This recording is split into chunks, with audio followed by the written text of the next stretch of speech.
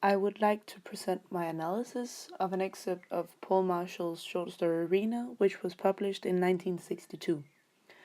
I will start by presenting my analysis of the characters in the story, then follow up with my analysis of the environment which the story takes place in.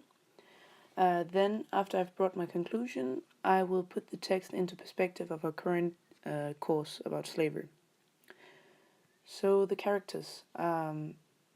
Our narrator is an African American female author who is speaking to her old friend Reena, who is telling the story about what she has been doing since the last time they saw each other. So the story is only what Reena tells, her subjective descriptions, even though the narrator is somewhat skeptic of what she says. We don't really know much about the narrator, so her role in this story is primarily to be the eyes and ears of the reader, to say so. It does give an important dimension to the story that it is told through somebody else than the actual source, as the view of Reena becomes a part of her story. Reena is a very interesting character, mainly because of her strength. She refuses to settle, even when she's pressured from all sides, to become less black. She's not like the other black girls in the society she comes from, which is also seen in this quote, where the narrator says, "She wore her hair cropped short like a boy's, and it was not straightened like mine and the other Negro girls in the audience, but left in its coarse, natural state." And this is from page 105, line 29. Here it becomes clear that Reena doesn't follow the rules and the norms in society, and leaving your hair in its natural state for black people has long been an act of rebellion against Eurocentric beauty standards. As an African American woman growing up in the 1940s or so, Reena has faced a lot more hardship and difficulties growing up than many, many other people. For instance, colorism in her own community and being unable to find a job, both of which I will get back to. But Reena is very, very strong, and she is aware of the inequality in America and that her problems are due to racism, and so she definitely does not feel inferior and that the problems are her fault. But as mentioned, the narrator is skeptical of Reena's self-presentation, and the boldness she presents to the world could easily be a facade to hide the pain which has been inflicted on her. The narrator's observations on this can be seen in this quote. As she spoke about her reinstatement in school, her voice suggested the numbness she had felt then. It only stirred into life again when she talked of her graduation. This is from page 107, lines 16.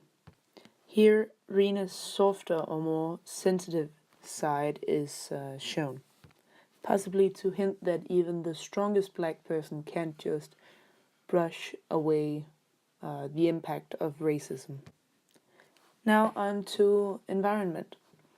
Reena's father and mother are, the dad is from the south, and the mother's family, at least, is from the West Indies. They later move to the north to start a family here, and this is probably also why they are so very proud when Reena finishes college.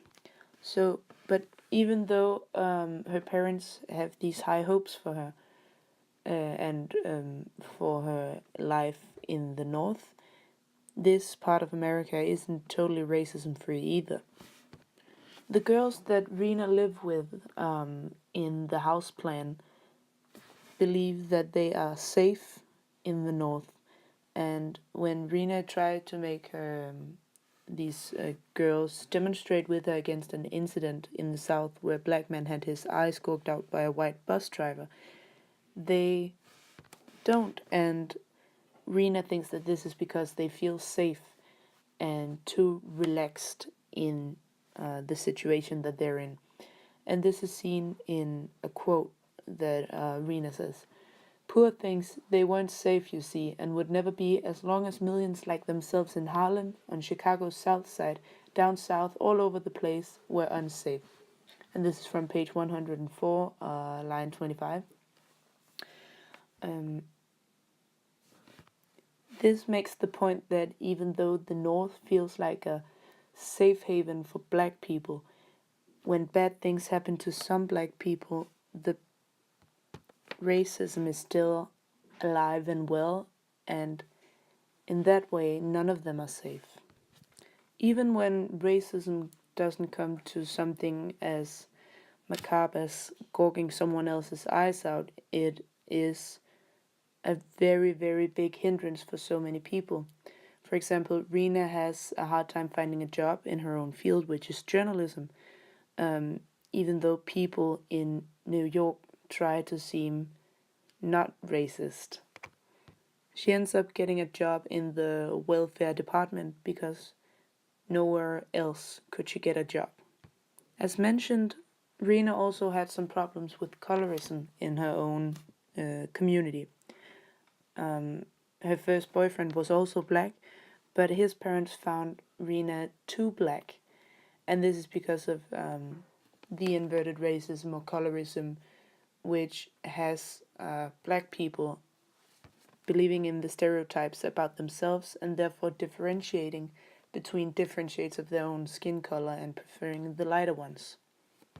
I believe Marshall makes this point to show that even though people like Reena exist and seem strong on the outside, racism has seeped into the black community itself and is still very, very much a big problem. Especially because the people who do this, who succumb to colorism, actually reinforce the prejudice about their own people.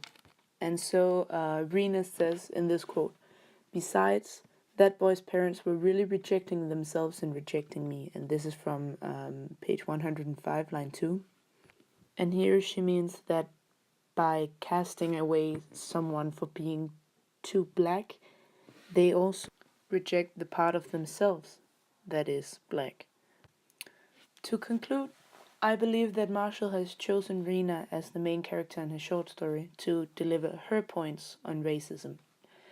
It is very clear that Reena's story is based on Marshall's, but when talking about racism, it's never the problem of only one person. And so these women are part of a very large, systematically oppressed group. And because of this, the short story has to touch upon the problems that black people are facing in the South and in projects all around America.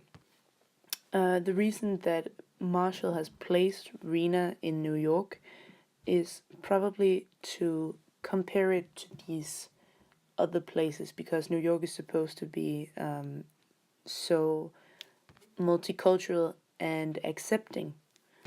And even though Reena's problems with racism haven't been physical or violent as far as the story tells us, the problems that she have endured underline how racism is in fact not over, not even in the North.